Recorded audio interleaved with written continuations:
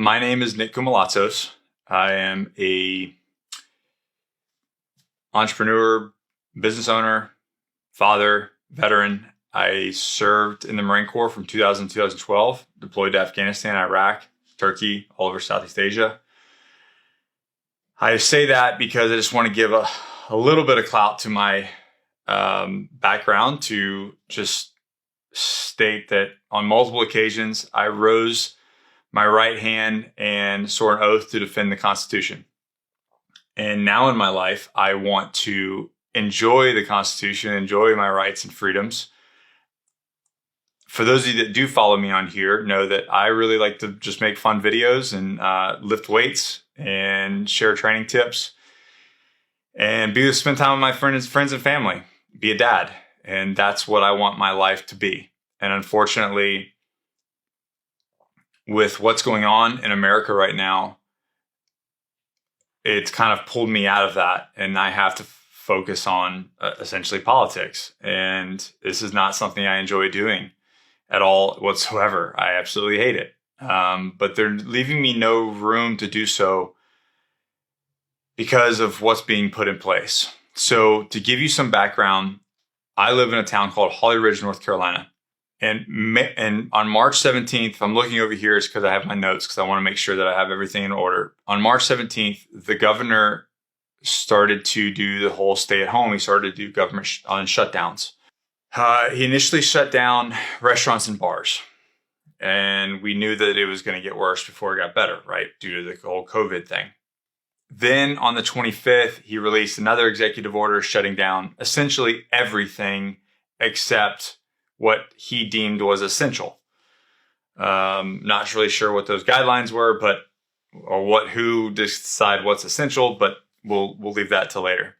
The main things that were shut down were training facilities, salons, churches, and a few other things. Initially, I said, okay, let's do the right thing. Let's follow these guidelines. Let's do it for a couple weeks.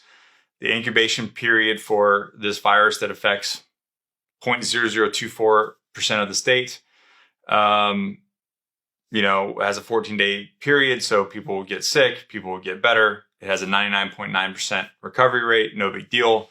And then we'll move forward with our lives. Well, that 2 week came about and nothing happened, nothing changed.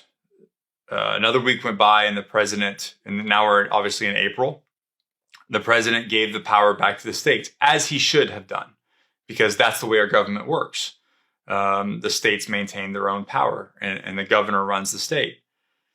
So we thought, okay, by May 1st, this will be lifted and we can go about our lives. At this point, we had already had about a 50% reduction in revenue with my 2 brick and mortar businesses. Which, we can recover from. I know how to pivot. I can figure it out. Like, I'm not scared of that. This is not the point of me, like losing a little bit of money is not the point of this. It's more about the businesses that can't pivot, and that I watched 3 businesses shut down in that month. And you can give it like, well, they should have savings. It doesn't matter. The point is they should be able to thrive regardless, because it's their right to.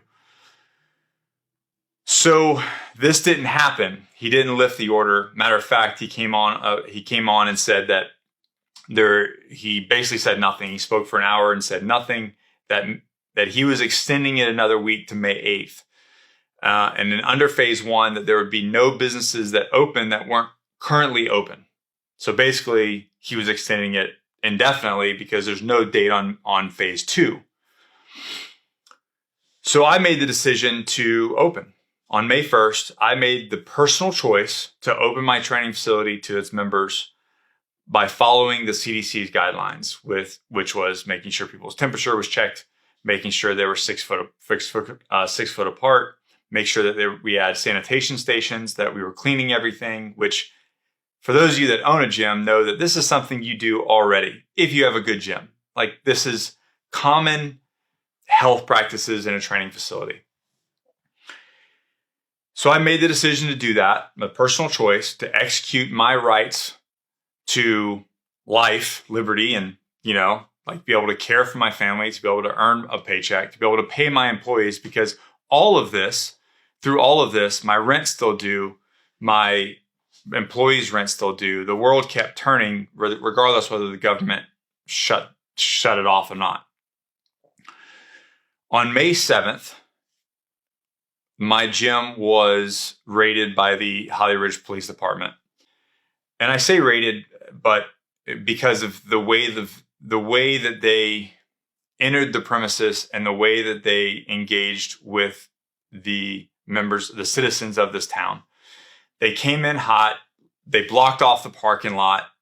They came in really fast. We had all the doors open to the gym because I wanted it well ventilated in there while people were training. I didn't want it to be a kind of a confined space. So they were able to enter free of movement. They came in, hands on guns, immediately started yelling at people. They were within 1 foot of some of the people, yelling at them, saying that if they did not get out of this facility, they were going to be ticketed. My manager at the time was in the bathroom. They were banging on the door of the bathroom and then yelling at her.